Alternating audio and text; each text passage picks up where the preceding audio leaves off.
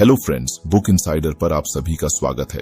आज हम बात करने वाले हैं words can change your brain book के बारे में, जिसको लिखा है एंड्रू न्यूबर्ग, मार्क रॉबर्ट वॉल्डमैन ने।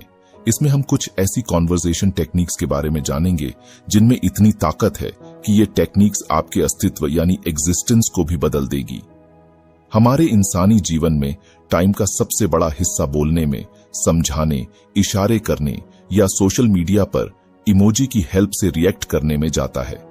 हमारे पास कम्युनिकेशन के इतने रिसोर्स होने से कोई यह मान ही नहीं सकता है कि हम अपने आइडियाज को इफेक्टिवली समझाने में बेस्ट नहीं हैं। हालांकि कई लोगों के लिए असलियत बिल्कुल उल्टी है। इस चैलेंज को जीतने के लिए words can change your brain आजमाई हुई और परखी हुई स्ट्रेटेजीज का एक खजाना है जो कम्युनिकेशन की आपकी कैपेसिटी को गहराई से बढ़ा सकता है। हम सभी ने उस पल का एक्सपीरियंस किया है जब हम सेल्फ कॉन्फिडेंस से खुद को एक्सप्रेस करते हैं किसी के सामने, लेकिन जिस व्यक्ति से हम बात कर रहे होते हैं उसकी ओर से हमें हैरानी या निराशा भरी नजरों का सामना करना पड़ता है।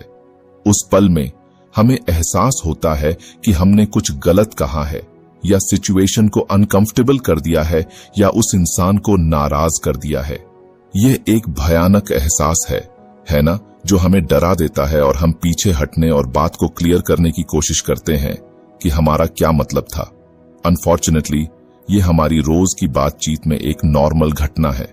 हालांकि ऑथर का तर्क है कि ऐसा होना जरूरी नहीं है। हम डिफरेंट कॉन्वर्सेशन स्ट्रेटजीज पर बात करेंगे जो हमारे कम्युनिकेशन करने के तरीके को पूरी तरह से बदल सकती हैं और बातचीत में हमारी इफेक्टिवनेस को बढ़ा सकती है। पहले इस बुक के कुछ मेन पॉइंट को जान लेते हैं। 1. शब्द ब्रेन को बदल सकते हैं।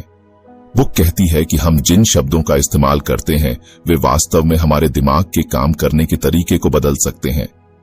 अच्छे शब्द हमारे दिमाग को खुश कर सकते हैं और बुरे शब्द हमें टेंशन दे सकते हैं। 2. हैप्पी वर्ड्स का यूज करें। पॉजिटिव शब्दों का उपयोग करना बेहतर है क्योंकि वे हमारे दिमाग को अच्छा महसूस कराते हैं। खुशी भरे शब्द हमें ज्यादा पॉजिटिव सोचने और पूरे तरीके से बेहतर महसूस करने में मदद कर सकते हैं। 3 जरूरी बातें, पीस, कंपैशन, क्लैरिटी। बुक 3 जरूरी क्वालिटी के बारे में बात करती है। शांत रहना, दयालुता, करुणा दिखाना और कम्युनिकेशन में क्लियर होना। ये चीजें हमारी बातचीत को बेहतर बनाती हैं। 4 मन लगाकर बात करना और सुनना। ध्यान से बात करने का अर्थ है अपने शब्दों के प्रति सावधान रहना और ध्यान से सुनने का अर्थ है जब दूसरे बात करते हैं तो असल में ध्यान देना। इससे हमारी बातचीत और ज्यादा अच्छी हो जाती है। 5 पॉजिटिव एफर्मेशन। अपने आप से रेगुलरली एक मंत्र की तरह पॉजिटिव बातें कहने से हमारा दिमाग और पॉजिटिव तरीके से सोच सकता है। यह हमारे दिमाग को खुश रहने के लिए ट्रेन करने जैसा है। 6 दूसरों को समझना। बुक यह समझने के बारे में भी बात करती है कि दूसरे लोग कैसा महसूस करते हैं। जब हम अच्छी तरह से बात करते हैं और दूसरों को समझते हैं तो यह हमारे दिमाग को जुड़ाव महसूस कराता है। 7 साइलेंस इज पावरफुल। कभी कभी कुछ भी न कहना पावरफुल होता है। यह हमें बेहतर सोचने और समझने में मदद करता है। बातचीत में रुकना अच्छा हो सकता है। 8 जुड़ा हुआ महसूस करना। हमारा दिमाग बात करने और सुनने से दूसरों से जुड़ सकता है। जब हम पॉजिटिव बातें करते हैं तो हमारा दिमाग दूसरों से जुड़ाव महसूस करता है। 9 पॉजिटिव वर्ड्स, पॉजिटिव हेल्थ। अच्छे शब्दों का यूज न केवल हमारे दिमाग के लिए अच्छा है, यह हमारे शरीर के लिए भी अच्छा है। पॉजिटिव शब्द हमें हेल्थी और कम टेंशन देते हैं। 10 कठिन समय में मजबूत बने रहना। अगर हम अच्छे शब्दों का यूज करें तो हमारा दिमाग मजबूत हो जाता है। हम कठिन समय को बेहतर ढंग से संभाल सकते हैं और मेंटली हेल्थी रह सकते हैं। सरल शब्दों में बुक हमें दिखाती है कि जो शब्द हम चुनते हैं वे वास्तव में मायने रखते हैं।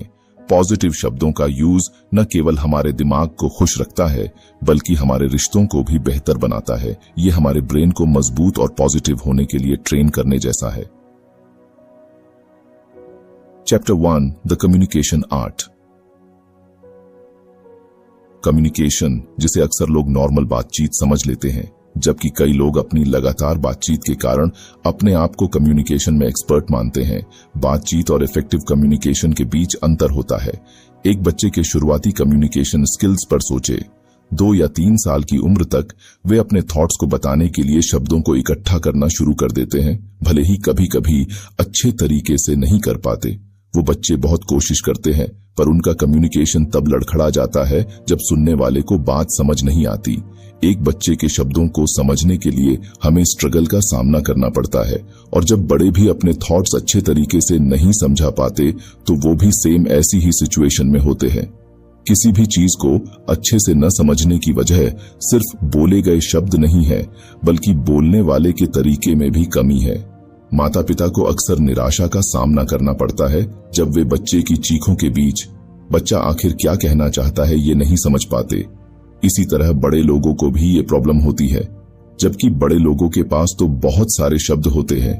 बल्कि इसका असली कारण 2 चीजों पर डिपेंड करता है, एक तो आपके इरादे पर और दूसरा डिलीवरी पर, और इन दोनों कारण की वजह से ही कम्युनिकेशन में प्रॉब्लम आती है। इसलिए कम्युनिकेशन स्किल को इम्प्रूव करने के लिए टाइम देना बहुत ज्यादा जरूरी है। इसकी शुरुआत बोलने और एक्चुअल कम्युनिकेशन के बीच की खाई को एक्सेप्ट करने से होती है। आपको ये मानना पड़ेगा कि सिर्फ बोलना एक अलग चीज है और अच्छा कम्युनिकेशन एक अलग चीज है।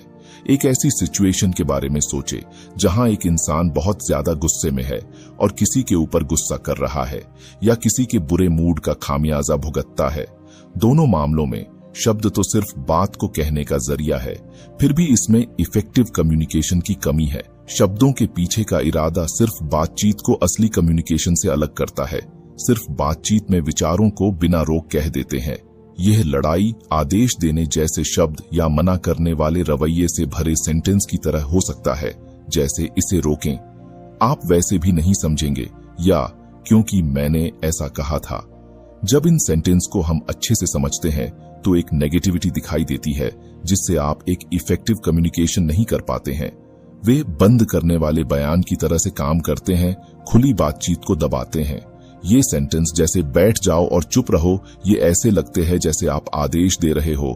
माता पिता कहते हैं तो समझ में आता है, पर ऐसे सेंटेंस का यूज रिश्तों को खराब करता है, लड़ाई को बढ़ावा देता है और तालमेल को कमजोर करता है। इसलिए बैठ जाओ और चुप रहो जैसे सेंटेंस के यूज करने से बचेंगे, तभी ये एक हेल्थी कम्युनिकेशन को बढ़ावा देने के एक महत्वपूर्ण पहलू की तरह काम करता है। हम छोटी सी बात मनवाने के लिए ऐसे कह देते हैं, पर रिश्तों पर उनका बहुत बुरा और लंबे समय तक इफेक्ट पड़ता है। तो इसलिए इन सेंटेंस की जगह आपको मोर अट्रैक्टिव और रिस्पेक्टफुली सेंटेंस का यूज करना चाहिए। इफेक्टिव कम्युनिकेशन का मतलब बातें करने से अलग है। इसमें सहानुभूति, एक्टिव लिसनिंग और लड़ाई या तिरस्कार को बढ़ावा दिए बिना थॉट्स शेयर करने की कला शामिल है। इसमें एक ऐसा एनवायरनमेंट तैयार करना शामिल है जहां राय को महत्व दिया जाता है, थॉट्स का लेन देन किया जाता है और आपसी सम्मान बढ़ता है। इन स्किल्स को बढ़ाने के लिए मेहनत की जरूरत होती है, जिसमें शब्दों की आदत से आगे बढ़कर इरादे, डिलीवरी और स्वागत के तरीके को अपनाना होता है। इन शॉर्ट, इफेक्टिव कम्युनिकेशन एक कॉम्प्लेक्स चीज है, न केवल शब्दों का बल्कि इमोशनल इंटेलिजेंस, सहानुभूति और सम्मान का भी। ये वो पुल है जो समझ को बढ़ावा देता है, लड़ाइयों को सॉल्व करता है और रिलेशंस को मजबूत करता है। इस कला में महारत हासिल करना एक कंटिन्यूअस जर्नी है, जिसमें सेल्फ अवेयरनेस, पेशेंस को बढ़ावा देने के लिए एक कमिटमेंट की जरूरत होती है। Chapter 2, understanding effective communication. अगर आपको हमारी बुक समरी अच्छी लग रही है तो बुक इनसाइडर को सब्सक्राइब करना न भूलें। अच्छे कम्युनिकेशन को समझने की हमारी खोज में यह पहचानना जरूरी है कि आखिर यह क्या है और क्या नहीं है। क्योंकि मैंने ऐसा कहा था, जैसे सेंटेंस के साथ बातचीत बंद करना नहीं चाहिए है, या नियम तो नियम है, बल्कि अच्छा कम्युनिकेशन शांति से और क्लियरली खुद को समझाने की कला पर आता है। अच्छे कम्युनिकेशन की नींव किसी चीज की परवाह किए बिना थॉट्स को कंट्रोल और अच्छे तरीके के साथ शेयर करने में है। एक माता पिता और एक बेटी से जुड़े सिनेरियो पर सोचे। माता पिता ने बेटी को स्कूल नाइट होने के कारण पार्टी में शामिल होने से इनकार कर दिया। बेटी के सवालों के जवाब में माता पिता सिंपली तुम नहीं जाओगी, बस बोल दिया ना एक बार, जैसे खारिज करने वाले बयानों का सहारा ले सकते हैं। हालांकि ये रिएक्शन फास्ट और फैसला सुनाने जैसे होते हैं और इफेक्टिव कम्युनिकेशन को कमजोर करता है। हम इसमें दूसरी अप्रोच भी अपना सकते हैं, क्लियरली ये कहने के बजाय कि क्योंकि मैंने ऐसा कहा, माता पिता चिंताओं को साफ करने का ऑप्शन चुन सकते हैं। वो कह सकते हैं कि मेन पार्टी में किसी की निगरानी के बिना सुरक्षा का रिस्क नहीं ले सकता हूं और कम उम्र के लोगों के शराब पीने के रिस्क के बारे में चिंतित हूं। इसके अलावा स्कूल के दिनों में देर रात तक रहना खतरनाक हो सकता है। आपके हेल्थ पर इफेक्ट पड़ता है। फिजिकल एंड एकेडमिक दोनों रूप से अपनी भलाई को प्रायोरिटी देना जरूरी है। इस एक्सप्लेनेशन से हालांकि और कोशिश की जरूरत होती है, पर इससे आपको लाभ मिलते हैं। यह रेस्पेक्ट और एक्सेप्टेबिलिटी की भावना को बढ़ावा देकर टेंशन को कम करता है। दूसरे लोगों की अप्रोच को बेकार समझने वाले सेंटेंस के बदले अगर आप ऐसे बात करेंगे तो सामने वाले को भी लगता है कि कम से कम ये मेरी बात को तवज्जो तो दे रहा है। इस रास्ते को चुनकर लोग आपसी सम्मान और विश्वास बढ़ा सकते हैं, जिससे फ्यूचर में पॉजिटिव बातचीत के लिए मंच तैयार होता है। इस अप्रोच की इफेक्टिवनेस फिलहाल आपको समझ नहीं आ रही होगी, पर फिर भी यह रिश्ते को मजबूत करने में बहुत मदद करता है। ऑफेंसिव बातचीत टेंशन और नाराजगी पैदा करते हैं। बंद करो जैसे बयानों के पीछे का इरादा जरूरी रूप से नुकसान पहुंचाना या गुस्सा भड़काना नहीं है, बल्कि अक्सर बंद करने में तेजी लाना है। हालांकि इन बयानों की वजह से दूसरे इंसान को खारिज और अपमानित महसूस हो सकता है। इस तरह के कम्युनिकेशन गलत तरीके का असर आपको बाद में पछताने पे मजबूर कर देता है। यदि एंगर एंड डिसरिस्पेक्ट की लंबे समय तक बनी रहने वाली भावनाओं पर ध्यान न दिया जाए तो यह फ्यूचर में होने वाली बातचीत में कड़वाहट ला सकती है और उसे खराब कर सकती है। समय के साथ यह पैटर्न कम्युनिकेशन की नींव को नष्ट कर देता है, जिससे रिश्तों अक्सर खराब हो जाते हैं। रिस्पेक्टफुली बात करने से न केवल टेंशन दूर होता है, बल्कि लंबे समय में हेल्थ पर भी अच्छा प्रभाव होता है। Chapter 3 the influence of body language in human interaction. Effective communication की खोज में अक्सर अनदेखा किया जाने वाला महत्वपूर्ण पहलू बॉडी लैंग्वेज है। शब्दों पर हमारे ध्यान के बीच हर बातचीत को आकार देने में बॉडी लैंग्वेज का इंपॉर्टेंस क्लियर हो जाता है। बॉडी लैंग्वेज एक साइलेंट लेकिन पावरफुल कम्युनिकेटर की तरह काम करती है, जो हमारी बातचीत की गहराई को बताती है। एक ऐसे सिनेरियो को इमेजिन करें जहां एक माता पिता अपने बेटे से वीडियो गेम के बहुत ज्यादा यूज के बारे में बात करते हैं। बेटे की फोल्ड हुई आर्म और फोल्ड हुई आंखें बहुत कुछ कहती हैं, एक बंद स्वभाव और इमोशनल डिटैचमेंट को दिखाती हैं।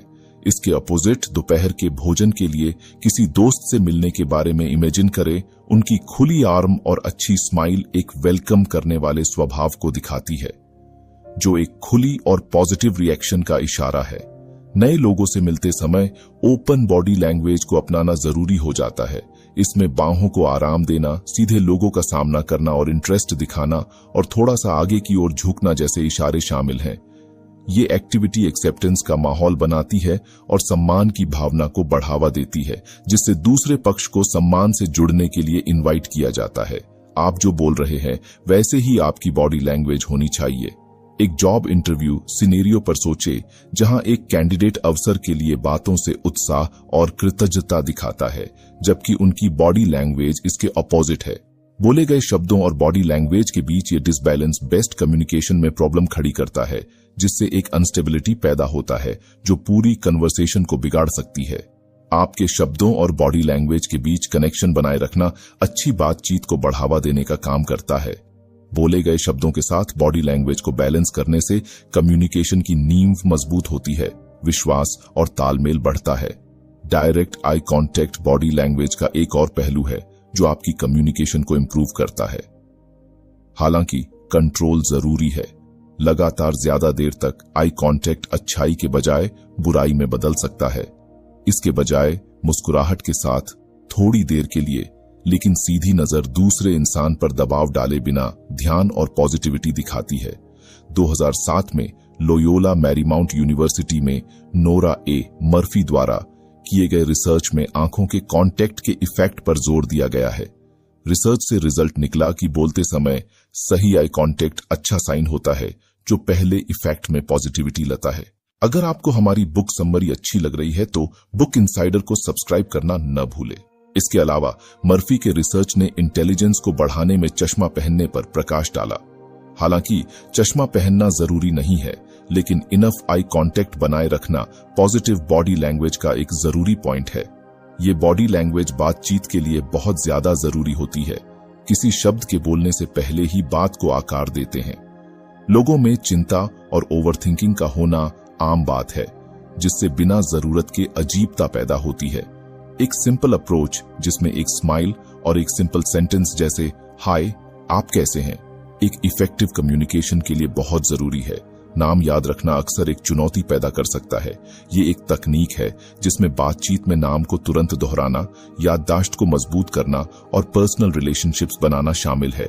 नाम की तारीफ करना या इसे किसी निजी किस्से से जोड़ना इस रिलेशन को मजबूत करने में और मदद करता है। Chapter 4 mastering communication. इस पूरी बुक में हमने केवल नॉर्मल बातचीत और असली कम्युनिकेशन के बीच अंतर को समझा है। कम्युनिकेशन सिर्फ बोलना नहीं है।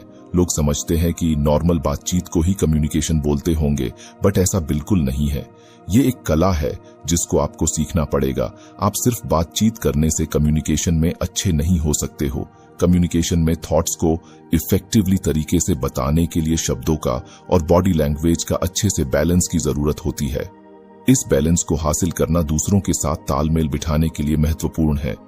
इफेक्टिव कम्युनिकेशन में महारत हासिल करना कोई छोटी मोटी बात नहीं है, लेकिन यह एक ऐसी स्किल है जिसका कोई मूल्य नहीं है।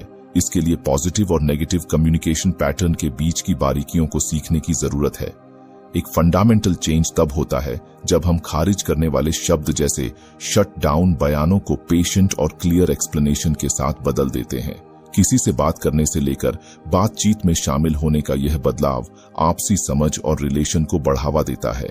इसके अलावा ओपन बॉडी लैंग्वेज और पॉजिटिव चेहरे के एक्सप्रेशन का बैलेंस इंपॉर्टेंट भूमिका निभाता है। ये बॉडी लैंग्वेज कम्युनिकेशन में आराम और एक्सेप्टेंस का माहौल बनाती है, दूसरों को हमारे थॉट्स के साथ अपनी इच्छा से जुड़ने के लिए इनकरेज करते हैं। इन शॉर्ट, इफेक्टिव कम्युनिकेशन सिर्फ नॉर्मल बातचीत से बिल्कुल अलग है। ये बॉडी लैंग्वेज और डीपली किसी की बातों के साथ जुड़ना, इन सभी के इरादे का मिक्सचर है। प्रैक्टिस और इन प्रिंसिपल को अपनाने से लोग एक इफेक्टिव कम्युनिकेशन डेवलप कर सकते हैं, जो बोले गए शब्दों और एक्सप्रेस किए गए इमोशन के बीच के अंतर को कम कर सकता है। तो फ्रेंड्स, आज की हमारी ये बुक समरी यही खत्म होती है। चलिए इसको हम कहानी से समझते हैं। भारत के एक बड़े शहर मुंबई में अर्जुन नाम का एक लड़का रहता था। वह एक अच्छा इंसान था, लेकिन लोगों से बात करना उसकी आदत नहीं थी। जब भी वह बोलता तो ऐसा लगता जैसे वह दरवाजे खोलने की बजाय बंद कर रहा हो। उसके दोस्त राज ने इस पर ध्यान दिया और अर्जुन को दूसरों के साथ बातचीत करने और जुड़ने में बेहतर बनने में मदद करने का फैसला किया। राज ने अर्जुन के साथ ईमानदारी से बातचीत की शुरुआत की। राज ने उस टाइम का पता लगाया जब उसकी बात उसके शब्दों से मेल नहीं खाती थी। अर्जुन को एहसास हुआ कि राज सिर्फ मदद करने की कोशिश कर रहा था। तभी अर्जुन के कम्युनिकेशन स्किल को बदलने की उनकी जर्नी शुरू हुई। राज ने अर्जुन को पॉजिटिव कम्युनिकेशन करना सिखाया। बातचीत खत्म करने वाली बातें कहने के बजाय अर्जुन ने चीजों को शांति और क्लियरिटी से समझाना सीखा, जिसने अर्जुन को बातचीत बंद किए बिना खुद को एक्सप्रेस करने के लिए इनकरेज किया। धीरे धीरे अर्जुन ने सिर्फ लोगों से ही नहीं बल्कि खुद से भी बात करना शुरू कर दिया। अगली चुनौती अर्जुन की बॉडी लैंग्वेज थी। ये एक बंद किताब की तरह थी, जिससे लोगों को लगता था कि उसमें कोई दिलचस्पी नहीं थी या वह मिलनसार नहीं था। राज, जो लोगों से बात करने और जुड़ने में अच्छा था, उसने अर्जुन को खुली बॉडी लैंग्वेज का यूज करना सिखाया। उन्होंने इस तरह खड़े होने की प्रैक्टिस की जिससे पता चले कि अर्जुन खुला और स्वागत करने वाला है। राज ने अर्जुन को आई कांटेक्ट के बारे में भी सिखाया। उन्होंने सीखा कि बात करते समय किसी की आंखों में देखने से उन्हें अच्छा महसूस होता है। अर्जुन ने यह दिखाने के लिए कि वह ध्यान दे रहा है और बात करने में खुश है, एक गर्मजोशी भरी मुस्कान और कुछ सेकंड के लिए सीधे आंखों से कांटेक्ट करना शुरू कर दिया। जैसे ही अर्जुन ने इन चेंजेस को अपनाया, उसका जीवन भी बदल गया। उनके वर्क प्लेस पर लोगों ने मीटिंग्स में अर्जुन को एक मिलनसार इंसान के रूप में देखा और उनके दोस्तों को उनके साथ घूमना और ज्यादा एंजॉयबल लगा। उनके बोलने और बिहेवियर करने के तरीके में छोटे छोटे तरीकों से बड़ा अंतर आया। अर्जुन की कहानी से पता चलता है कि आप भी इन सभी टेक्निक का यूज करेंगे तो words can change your brain and your life. आपको ये बुक समरी कैसी लगी कमेंट करके जरूर बताएं। Thank you.